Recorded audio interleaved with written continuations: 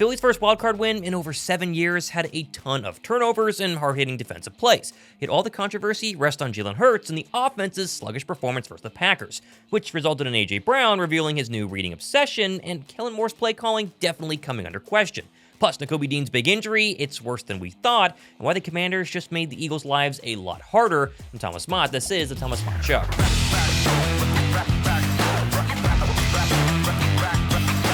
The Eagles just won a wildcard playoff game by holding a top 10 scoring offense to just 10 total points. Yet this morning, if you live in Philadelphia, you're probably thinking the Birds lost by 30 with how the fans and media are reacting due to a sluggish offense and now brutal injury for Nakobe Dean. But inside the locker room, the players, they had one goal in mind, and that was simply win. The only thing that really matters is how we win. Whether we throw for 400 yards, we rush for 400 yards, or we win the game 3-0. I don't give a to be honest. I just want to win. And since the Birds did just that, I'm giving away this, a signed full-size Devontae Smith football, see, signed right there, once we hit 80,000 subscribers on the channel. So drop a like on this show, go ahead and sub, and then go down below and give me your biggest takeaway in the comment section. Also, I'm going to announce the jersey winner from Saturday's show at the end of today's video, so stay tuned to see if you won. Now, the biggest concern right now has to be the loss of Nakobe Dean, who officially suffered a torn patellar tendon in his knee on Sunday and will not only miss the rest of the year, but likely the start of next season too. And this was brutal for a number of reasons, but obviously Dean was playing the best football of his career. He was probably a top 10 linebacker, maybe in the entire NFL, and now will begin a long off season, really full of rehab, also in a contract year, and a brutal road to recovery after such a promising season. In the meantime, Philadelphia's going to look to Oren Burks, who not only delivered the hit on the opening kickoff, but filled in for Dean going forward in the second half pretty well.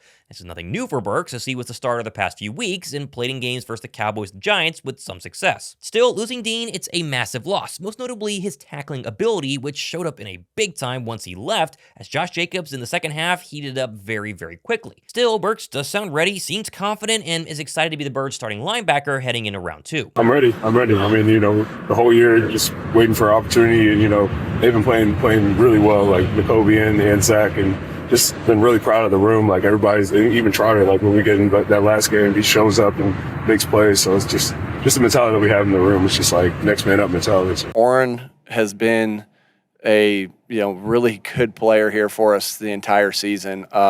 He went in there and played good when Nakobe went down at linebacker as well. He played good last week at linebacker, but he's always been a spark for us on special teams. And I remember Howie, when we signed him, was just like, hey, this guy is one of the best third, fourth linebackers in the NFL. And we were so excited to get him, and he's a special teams stud. Especially him being able to play these last few plays, these last few games is really big for him and his confidence. So I'm excited for him. I'm excited for what he can bring to this defense. Also, it's the new year, and that normally means New Year's resolutions. And if one of yours is fitness, well, then channel sponsor Raycon is here to help. Raycon's latest everyday earbuds recently dropped with a ton of new features for every audio lover. For instance, it has a 32-hour battery life and multi-point activity, so you can pair 2 devices at once. Plus, my favorite addition, active noise cancellation for either the long flights or, if you're like me, New Year's resolution of wanting to run more. Raycons go in, they fit absolutely perfectly, and the active noise cancellation means quiet, clear, crisp podcast or music while you're doing your daily jog. Oh, and they also come with a variety of awesome colors instead of just your typical black or white. And did I mention the fit? I mean, these things are extremely comfortable. I've worn these for hours at a time, zero problem. Plus, it comes with the protective case cover, gives you up to 90 minutes of battery, wireless charging in just 10 minutes. Viewers of my show can go to buyraycon.com/Thomas Mott and get 15% off site-wide on your first purchase. That's right, 15% off everything on Raycon's website at buyraycon.com/Thomas Mott. Now, the second bit of drama this morning has to be not only A.J. Brown, but definitely the Birds' passing game. Which honestly started red hot and then cooled off to the tune of just 131 yards through the air the entire 4 quarters, which has resulted in some to speculate that A.J. Brown was frustrated by his 1 catch on 3 targets, to the point that in the 4th quarter, he whipped out a book and started reading on the sideline. Oh, you caught me. I like to break a mental sweat too. Grab a chair. Despite the media's attempts, though, AJ confirmed postgame that the book, which is now an Amazon #1 bestseller as of the past 24 hours, is in fact called Inner Excellence by Jim Murphy and is something Brown uses all the time to focus his mind regardless of the outcome during a game. Were you frustrated when you were reading the book? No, I was not frustrated at all. I figured that's what y'all probably thought. I wasn't frustrated. Why y'all always think I'd be frustrated? Like, hey, yeah, I read the book. Yeah, I like to read. So that's a book that I bring every single game. And, my teammates call it the recipe. That's the first time I heard that y'all got me on camera. But it's not the first game. It got a lot of points in there. It's a lot of mental game, a lot of mental parts about it. And, because for me, this game is mental.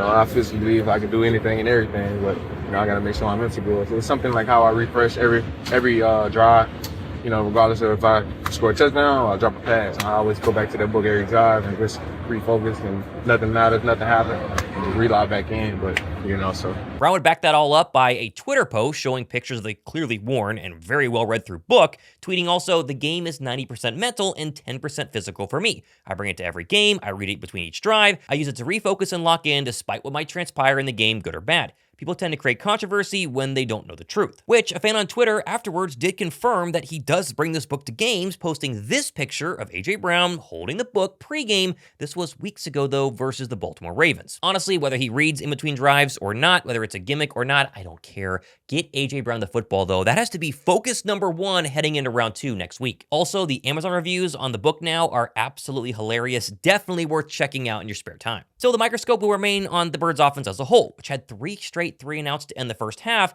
and at times looked very anemic. Now, technically, they did find their rhythm on back-to-back drives in the second half, which was one capped off by the Dallas Goedert beast mode catch and run here, and then a 13-play scoring drive off the right-footed Jake Elliott. Everyone's now attacking Jalen Hurts for either just being a bad quarterback or maybe rust for not playing the past 3 weeks. Either way, I think people might be missing the greater picture, which Dan Orlovsky showed perfectly this morning on his Twitter account. This had a lot more to do with the Packers defense than Jalen actually playing bad. So I think there's going to be a lot of conversation, a lot of opinions on the Eagles pass game coming off of Sunday, and I thought Jalen Hurts played as well as he could given what he was asked to do, okay?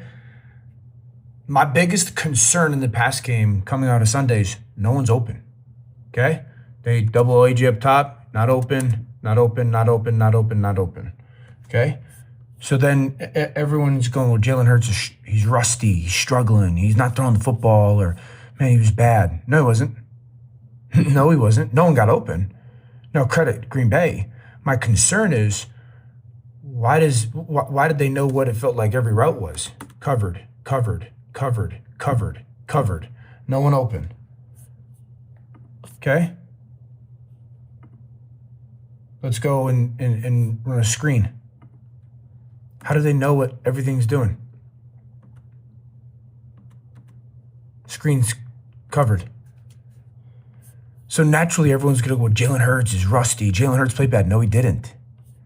And that's why I sent the tweet out of, it's going to be interesting to hear people talk about it, because the people who didn't actually watch the game or don't know what they're talking about are going to say, man, he was rusty. No, he wasn't. No one's open. No one's open. No one's open. That's it. Second quarter, 4-1-8. I mean, that's 4 or 5 plays right there. No one's open.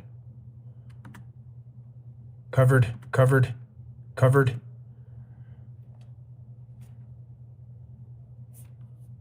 I mean, that's the big thing. And that's my concern. That is my, how did it seem like Green Bay knew what every route was? I mean, I'm still in the second quarter. Tell me who's open. Covered, covered, covered, covered. Third quarter, 13:06. So this is not Jalen Hurts being rusty. This is not Jalen Hurts playing poor. This is not Jalen Hurts not seeing it. This is, they got covered up. Do I think it's the receiver's faults? No. But it was like Green Bay knew every route.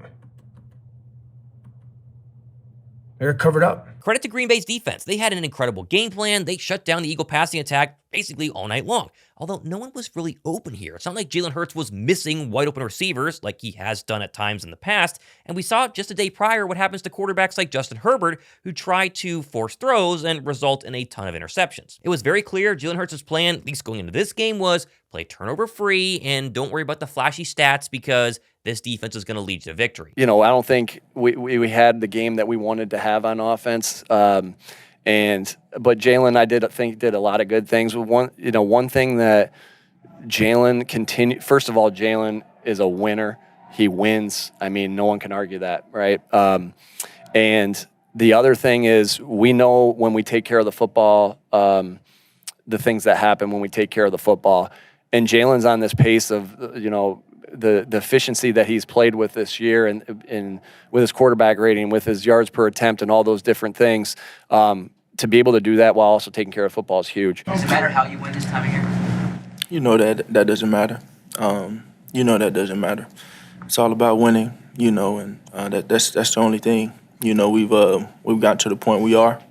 So it's about finding ways to win. Now, obviously, I'm not saying Jalen Hurts is absolved of all wrongs. Clearly, he did not play up to his performance. Whether it's rust, whether it's play calling, I don't know. I do know that watching the film breakdowns, all the All-22 stuff, Kellen Moore did not really look that creative. And I love Kellen Moore this year. I think he's been a fantastic offensive coordinator, but it's a playoff game. Don't play to lose. Let's play to win. They can be a little bit more aggressive going forward and probably are going to have to in round 2. But technically, we have seen this before, especially this season. Hurts has had bad passing numbers, like in the Browns and Giants win back-to-back weeks, followed up by an impressive 236-yard, 80% completion beatdown of the Cincinnati Bengals. More recently, Hurts completed just 14 passes for 108 yards versus the Panthers, and then followed up with a 25 completion, 290-yard masterclass versus the Steelers defense. The playoffs truly are all about winning. Philadelphia had scored 10 points for the next 3 weeks, and if they won a Super Bowl, I don't care.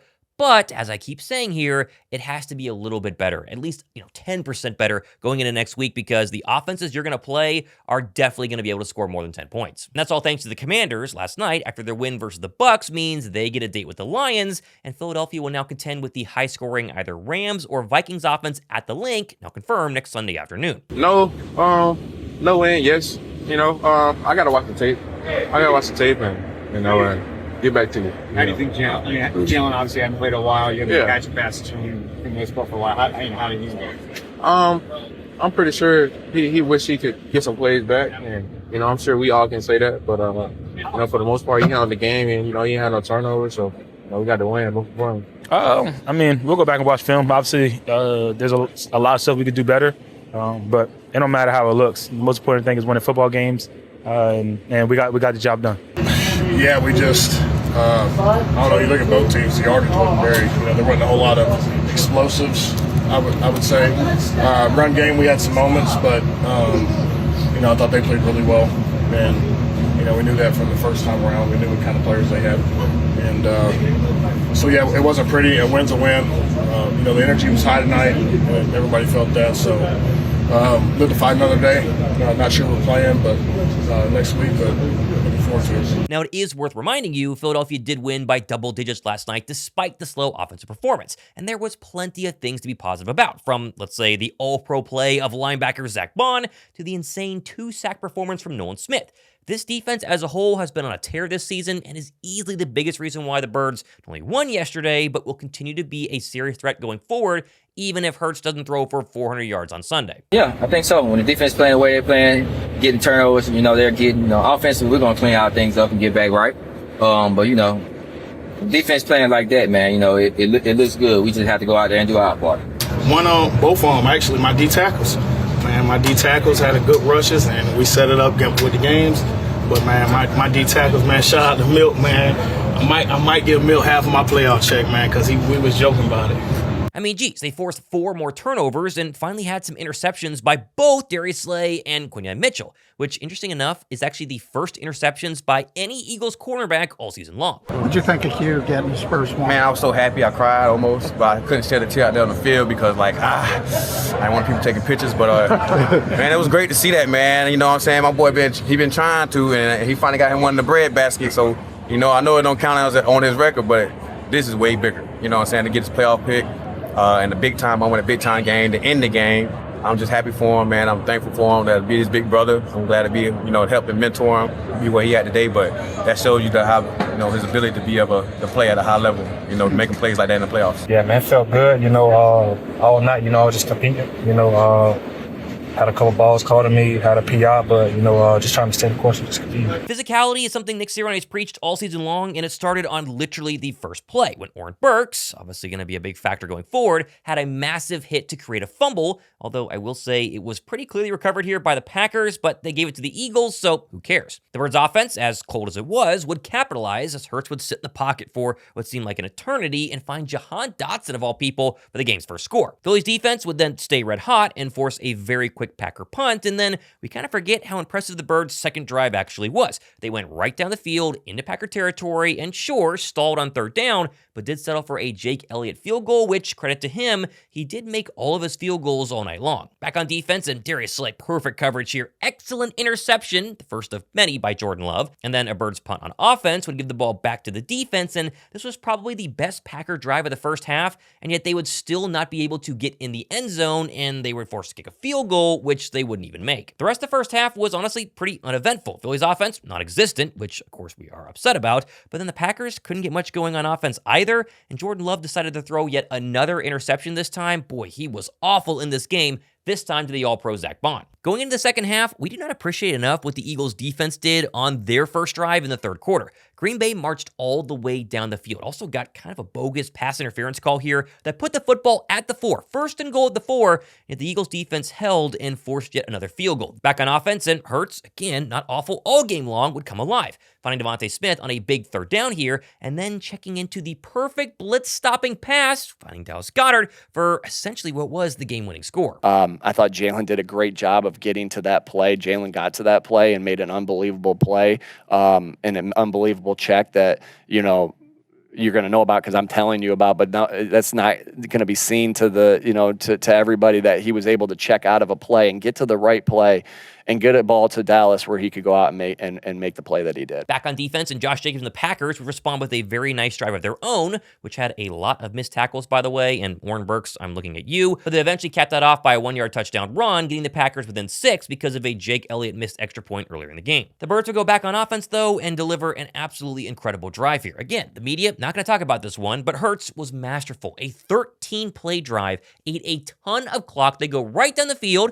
Sure, fail on third down, but get in a field goal range, and Jake the Make would actually make another one again. The game would then hinge on this 4th and 3, which was actually designed very well, but it was like the 5th-string wide receiver for the Packers who didn't realize he was out of bounds, and the game was essentially over. Although let's not forget, Quinyon Mitchell, following Packer drive, got his first interception, which, again, credit to him, that elusive one finally lands in his hands, and then Saquon would slide away a chance at a massive touchdown run because, as he said post-game, the game was already locked down, and he cared more about winning than scoring some bogus touchdown. No mas. It's first down, you win the game. So get the first down, get down. Don't matter. I know it's Philadelphia, and we can never be happy whenever we have nice things, but we did just win a wildcard playoff game. Their last wildcard playoff win was the double doink Bears meltdown back in 2018. And now Philadelphia hopefully can take a look at all the film, hopefully make the big adjustments that need to happen on offense, and get ready for what's going to be a tough divisional round matchup, but again, it's going to be at Lincoln Financial Field. If you're really worried about Jalen Hurts, I want you to ask yourself, do you think Jalen Hurts and A.J. Brown are going to be this bad, which, again, as we saw, wasn't that bad the following week, this coming weekend in the divisional round? I'm expecting a much more prolific passing attack. I think they're going to carve up whoever they play, and if the Eagle defense continues to do what they've done all season long, especially what they did yesterday versus the Packers, they can win the divisional round, and they can set up that incredible matchup we've all been kind of expecting in the NFC Championship game against the Detroit Lions. Now, on Saturday, I said if we get to 50,000 views on that video, I'd pick a random commenter to go ahead and win a jersey, and that winner was So True Moments. So true, hit me up, email down below. Prove it's you, the screenshot, you guys know the drill. I'll never ask for personal information or make you pay for anything, and so watch out for scammers, but So True Moments, you won. Plenty more giveaways happening the next couple of days and weeks. Again, if you're upset, just sit back and think what it could have been like today if the Birds would have lost. Instead, they're winners, they advance, we survive and move on to the next round. I'm pumped, hopefully you guys are too. I'm Thomas Mott, this has been the Thomas Mott Show.